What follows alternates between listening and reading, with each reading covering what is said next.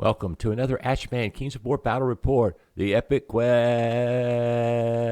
game number 3, Order of the Brothermark versus Varangur, 2,300 points, and the scenario was INVADE. Back in the early thousands, I took an army of the Army of Midland to the Baltimore GT, and then later on it transformed it also to a cult of Ulrich. So I have a lot of Knights of the White Wolf, and Sean made an observation the other day that those would make very good Sons of Korgan with their wild look and their long hair and everything. So I thought, hey, why not? So then we've done is converted my Knights of the White Wolf into a Varangur strike force. It starts off with 2 troops of Reavers, one with the Meat of Madness, and those are basically my old Cult of Ulrich guys. They're remounted on the right size base, obviously, but they still work just fine for that particular troop.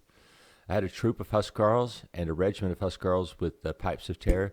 Those are my Tübingen Guard, and Sean made me some new bases so that they fit properly on there, even though they originally are on 20 millimeter bases. And then here's the real meat of the list: 3 regiments of Sons of Korgan, all with a brutal upgrade.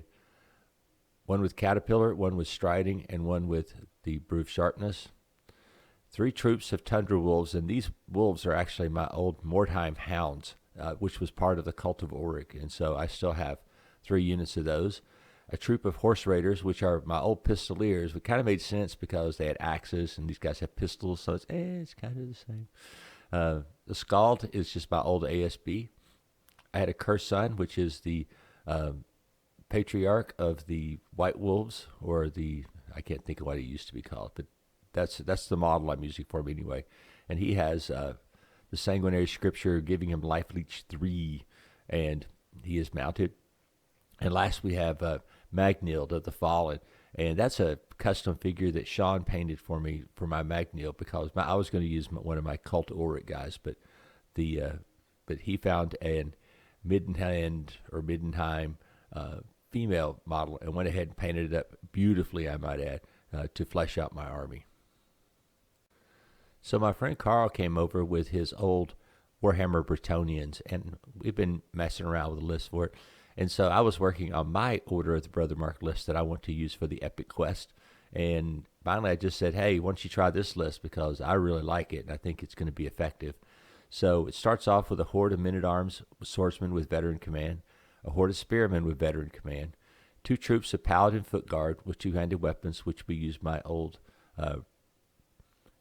2-handed weapon guys for my Empire army, 3 regiments of Order of the Abyssal Hunt, which are really good. One with strength, one with sharpness, and all with the Aegis fragment.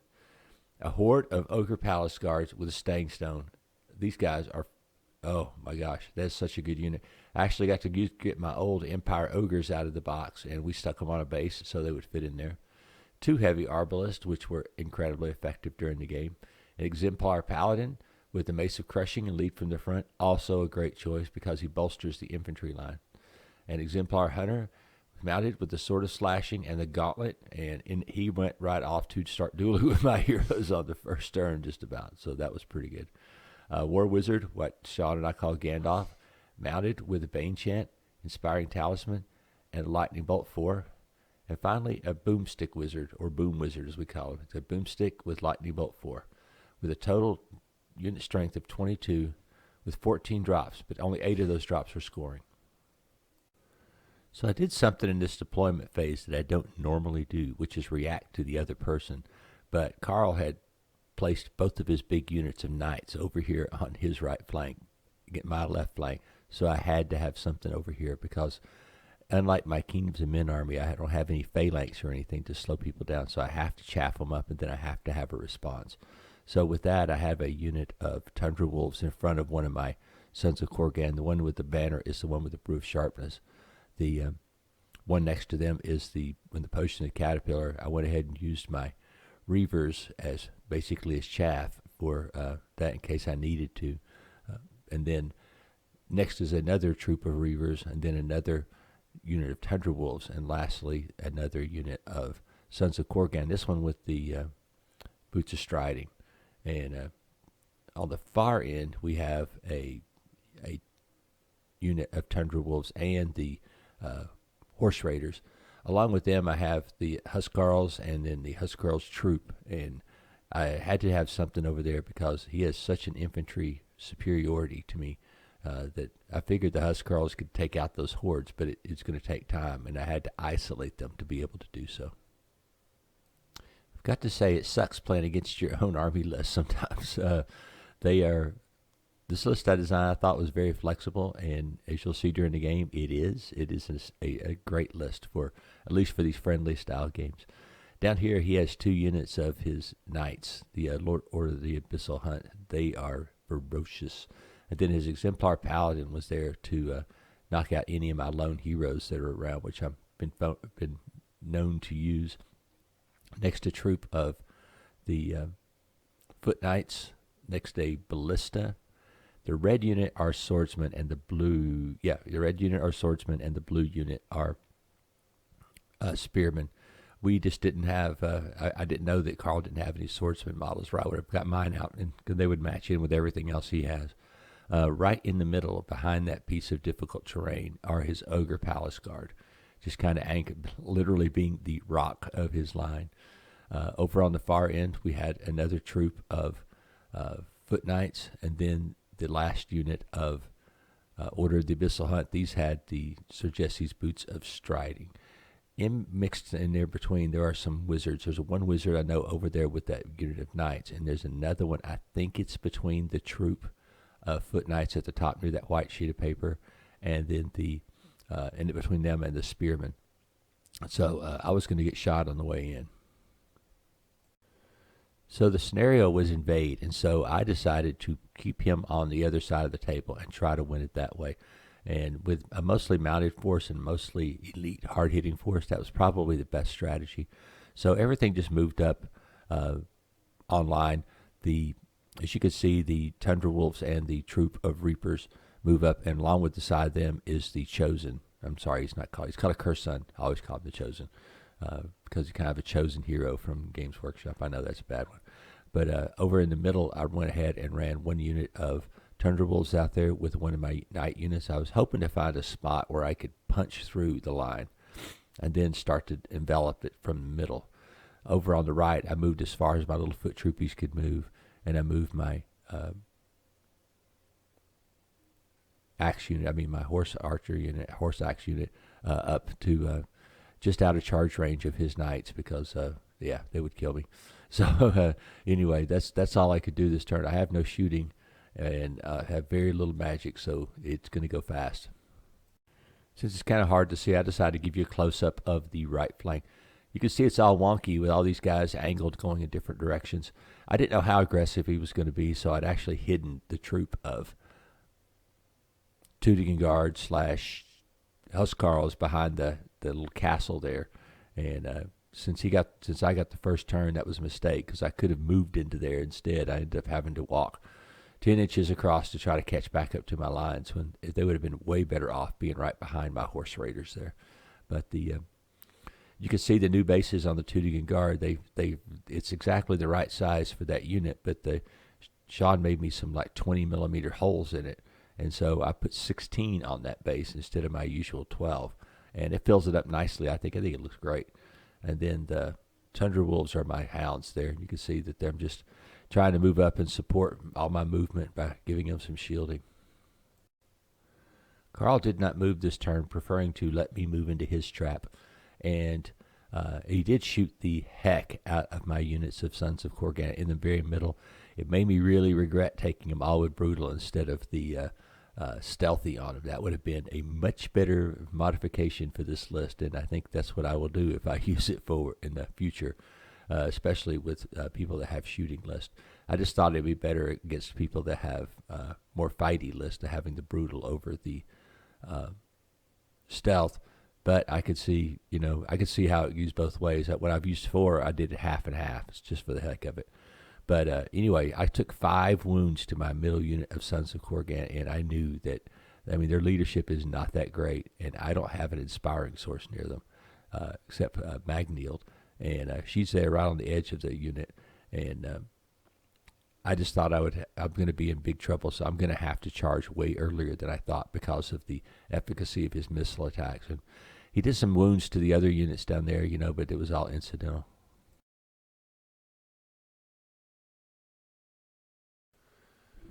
I do not charge normally this early in a game, but one of my significant units had taken severe damage, so I decided to try to take out one of his good units before I died. So what I did was I charged Magnhild into the unit of swordsmen here on the left, and that's just to hold them in place. And that allowed me to isolate my Sons of Korgan on his Ogre Palace Guard. I used my Sir Jesse's Boots of Striding to go ahead and ignore the obstacle. Finally, a unit of Tundra Wolves into his Spearmen. Yes, I know that's not an ideal charge. Then another unit of Tundra Wolves into his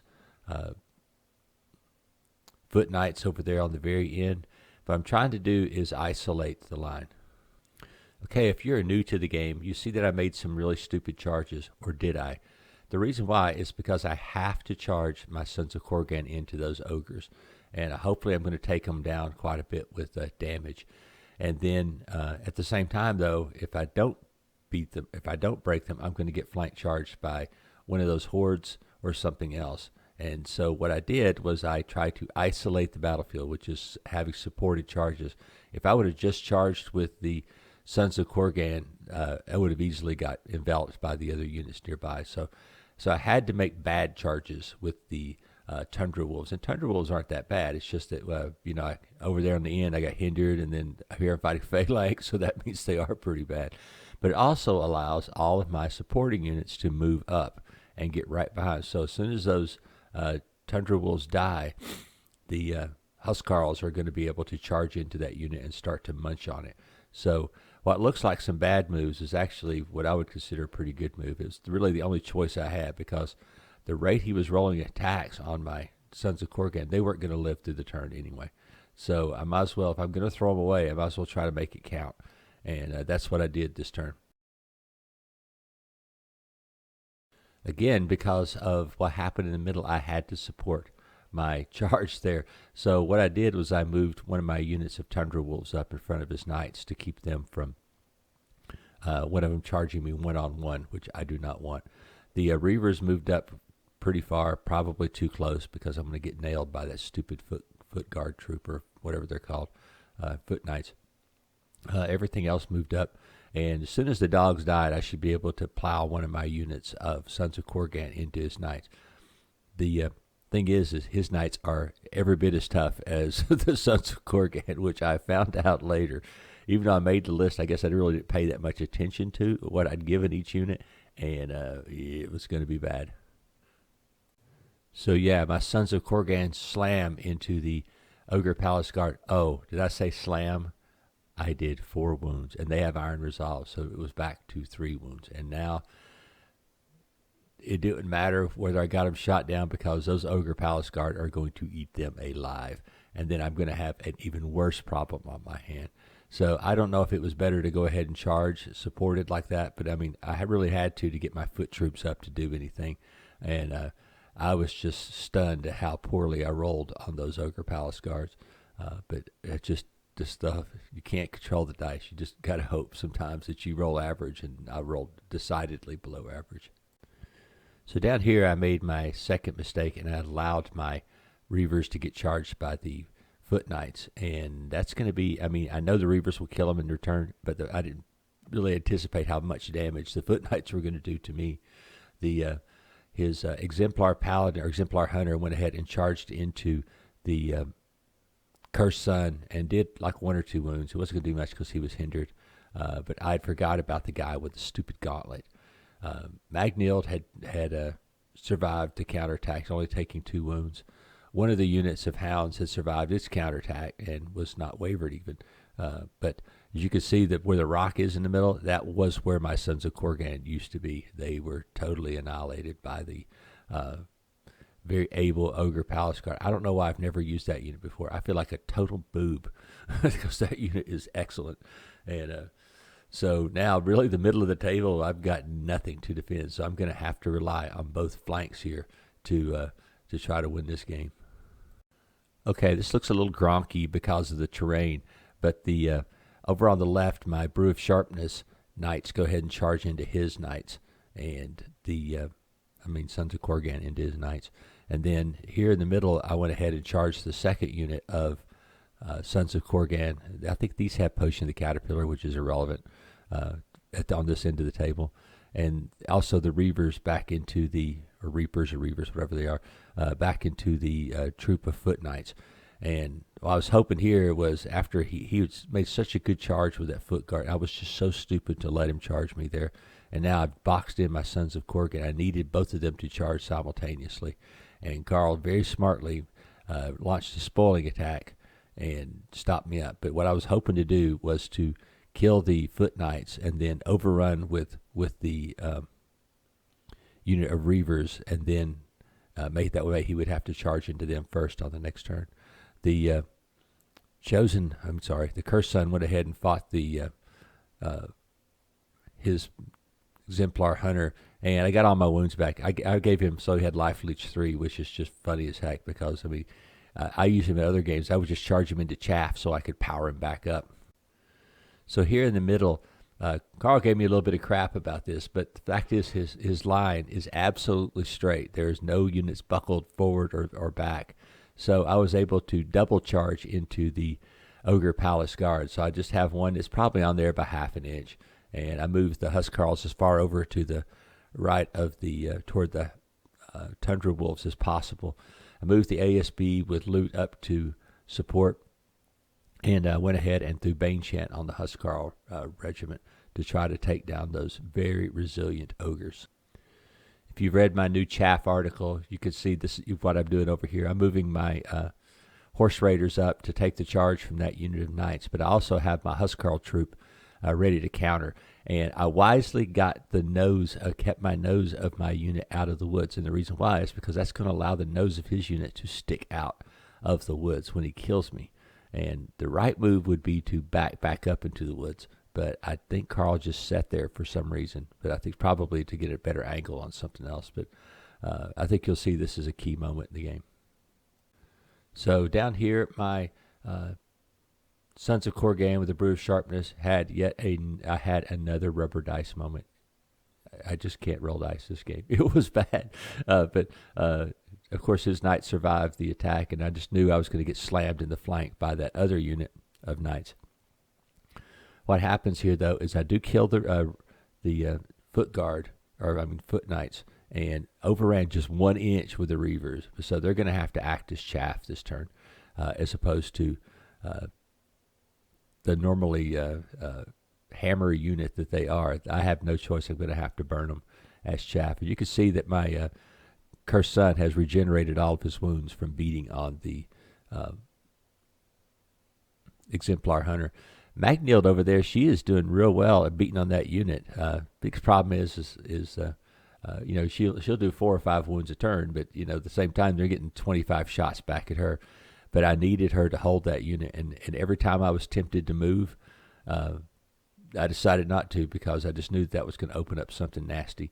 And plus, I'm playing Invade. I need to keep that unit back there. If I spend the whole game sacrificing her, he'll never get across the middle of the table with that unit. So the Palace Guard are no more, thank goodness. So I was able to turn the Huskarl regiment sideways to be able to charge the swordsman in the flank next turn. Down here on the left, what happens is that his Exemplar Paladin charges into my Reapers and solo. And I thought, for some reason, those were Huskarls. And I looked down at my sheet and I'm like, oh no, they're Reapers. They have no armor. And so that any hits and is going to hurt me. And then he had done some wounds with his ballista during that turn. As you can see here, Carl has flank charged my wolves this turn, and he has to get rid of them so that way he can reform his unit of spearmen there to turn toward the Huskarls and not get flank charged in the following turn. You can see here that his other unit of knights went ahead and charged into my horse raiders. I had no choice there. He also brought his boomstick wizard out and the other wizard to start throwing fireballs at my Huskarls. But Huskarls are pretty resilient because of their high armor. But anyway, this battle is getting bloody fast, and just going to have to see how it rolls out. You'll love it. So this is at the end of the turn. He did go ahead and kill my hounds, and was able to turn the large unit of swordsmen toward the Huscarls, so they're going to have to beat them the old-fashioned way. He was able to turn his foot knights forward to start facing down the Huscarls troop. I was in real bad shape because he has 2 missile wizards there. At least his ballista can't see anything, but I got a unit of knights and that unit of foot knights. With the way I'd constructed my Brothermark army, the unit on the left had, I want to say, Brew of Strength. And so their countercharge is going to be brutal. I mean, so, and then the unit here on the right had Brew of Sharpness. So they were going to hit on 2s and wound on 2s on my Reaper. So they easily just took them apart. His Exemplar Hunter charged back into my my unit, into my Cursed Sun. Over there on the left, his Knights, and I'm pretty sure he finished me off this turn in one shot where I couldn't do the same thing to him. Yeah, his Knight unit totally wiped out mine. And also his other Knight unit wiped out my Reavers or Reapers, whatever they're called. But I went ahead and charged the my Knights and the Cursed Sun back into him. As you can see, the Cursed Sun was up to 5 wounds, so he was getting serious with this duelist thing. And I was hoping I could get into that fight and pump some wounds back into my Cursed Sun to keep him alive. So my Huscarls charged back into his swordsmen who were already damaged. I thought I would blow right through them because they were already damaged, but I forgot the veteran command thing on them, and that was just nasty. They had such a high morale that I was kind of caught off guard by that. I think I even got Banechan on, but it didn't really matter. But I mean, I did a lot of damage, but like I said, their leadership's really high.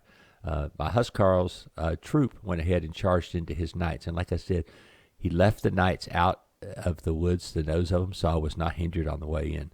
And that's going to make a big difference in what happens next. So this may be the downfall of Magnild. He went ahead and charged his Exemplar Paladin into Magnild. He had the Mace of Crushing.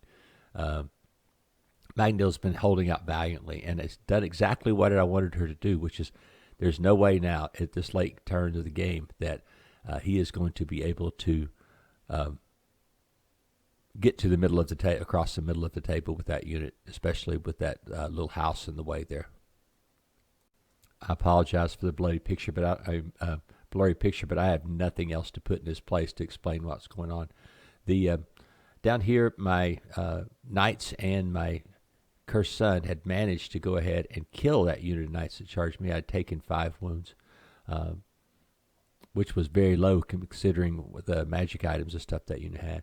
But that opened the door for him to go ahead and charge me with his other unit of Knights. And I think they had a little bit of rubber lance too. I think maybe the 5 is what I took from them, which was really low. I probably should have taken double that. So that was really, really low. His Exemplar Paladin goes and gets my Cursed Sun back up to 5. And Magnild had to have a reroll, but she was up to 9, and so she was doomed. But like I said, had held out the entire game.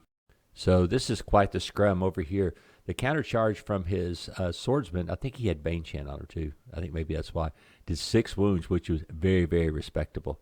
And then, but over on the right, my Huscarl troop had taken out his Knights, which made up for the fact that I rolled so bad on the other ones. I just laughed at him. I said, because I think the first roll on my Knights over there on the left side, he rolled an 11 and killed him outright as far as the ones where he countercharged. And had some other rolls just like that. 11. Well, rolled again 11. What could you do? But this time it was my turn to roll higher, a little higher than average, and he had let his Inspiring get away from the Knights. So I rolled I rolled a respectable amount of wounds, but then I rolled really high on the morale check, and so that was able to take them down. So wisely here, I had turned my Tüdingen Guard. My Huscarls toward his troop of foot Knights, and I had stayed in the woods this time, unlike him, so that he was hindered on the way in, and so I could possibly survive this attack. As you can see here, I'd taken a pretty good chunk of damage, but the thing is here, you can see there's a wizard with Lightning Bolt 4, and then that guy over there with the staff is the Boomstick Wizard, just waiting for me to die and to perforate me with lightning bolts, and maybe even the ballista if I overran too far. So this time the Huskarls go ahead and wipe out the stupid swordsmen that have been keeping me held up. But I was up to 6 wounds. My Huskarl troop had went ahead and wiped out the opposing foot knights, and now I was in pretty good shape there, except that, like I said, I'm right in the middle of a rapid fire missile. Like I'm in a shooting gallery of stuff. My Huskarls in the middle went ahead and just turned their back on everything over there. There was nothing that could hurt me. And so I was getting ready to go slam into the flank of that stupid unit of swordsmen that was going to kill Magnild. And right now, I've got pretty good unit strength with the Huskarls and the Huskarl troop over there, but I have to live through the turn. Well, yeah, the game had turned from absolutely horrible to a whole lot better because I killed his knight unit with the Cursed Sun, and the my unit of knights had killed that other unit of his. And so I was in pretty good shape right here. I mean, I had just five wounds on me. Magniel was about to die, but my knights were going to be able to come in there and just take out that unit of swordsmen. I had a unit of Huskarl's about to charge him in the flank. The Chosen the Cursed Sun had hung off with the hang on fighting with the Exemplar Hunter. So pretty much I thought I had this game in the bag. And then it happens. He turns and fires the bolt thrower the ballista into the back of the Huskarls and rolls an 11 and kills them in one shot. I was stunned. I thought, this is like the third or fourth 11 Carl has rolled against my guys. Maybe I think I passed it the first time, and then the second time he rolled the 11. But I was stunned because, you look at this. I would have killed that unit. He had no scoring units left on the table. Do you see something missing from this picture? Yeah, my unit of knights. Same deal. Stupid ballista shoots, and he rolls an 11 and kills them. So I've lost 2 major units in 2 dice rolls. I was just, oh my goodness. I was not happy. And then this turn, Magnil will die as well. At least my Cursed Sun is hanging in with the Exemplar Hunter over there. They're just beating the crap out of each other. As a matter of fact, I think I actually killed the Exemplar Hunter on this turn. So at this point in the game, now because of a lucky last turn, the only scoring unit I have is a troop of Huskarls that are already severely damaged. And so pretty much this game, by the time he turns around and shoots all that junk at me, I'll be a smoking hole, and the game should be a draw. I was desperate, so I went ahead and charged the heavy ballista, and then even my Scald got into it. Scalds have 2 swings, unlike most ASBs, but it's on 5. So I thought, well, hell, if they could have given 2 swings, they could at least made it on 4s. But the Scald charges into his boomstick wizard, trying to do a wound to keep me from him shooting at me. The big thing is killing the heavy arbalist was that I was able to overrun into the woods, which gave me shelter from, made him -1 to hit me with his both of his magic. And I was fortunate I only took 1 wound, and I was just holding my breath because Mr. 11 was about to roll the dice again. And this time he rolled like a nice average 4 or 5, and I survived the game to win with a troop of Huskarls left, an ASB, and my Cursed Sun. That is it. That is all I had left of my entire army.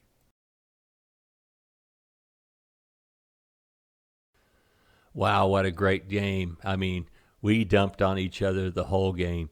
And there were so many times in this game I thought I'd lost, and I thought, I'm just going to roll over it. Next thing you know, I'm right back to, oh my gosh, I can't win. And I was, like I said, this game had it all as far as adventure and as far as excitement. Every dice roll was so key. And his shooting really did a number on me this game. It really caused me to move differently than I probably would have early in the game. And I think that it really affected the outcome. And usually shooting doesn't really affect me that much, but losing one of your big units, like one of those units of Sons of Korgan, too early in the game would have been a devastating loss. And even though I did lose them, at least they did something. They at least ran interference for the rest of the line. As far as everything, my deployment stuff, I thought it was okay. I'm not really digging on the Reavers as much as I thought I would, or Reapers, whatever they're called, as much, because they are really true glass hammer. They got an ass load of swings, but they are so easy to take off that it's rough. The Housecarls are much more reliable in that fact because they do have some armor and those kinds of things. So I don't know. I'm gonna have to reponder the use for those, but I mean I may have misdeployed them as well. But like I said, they are really tender as far as their ability to take damage, and so maybe I needed to do a regiment of them instead of trying to do the troops. But they got so freaking many swings. It's just like, if they get there, they'll kill you. So really liked how Carl's army turned out and how well it played.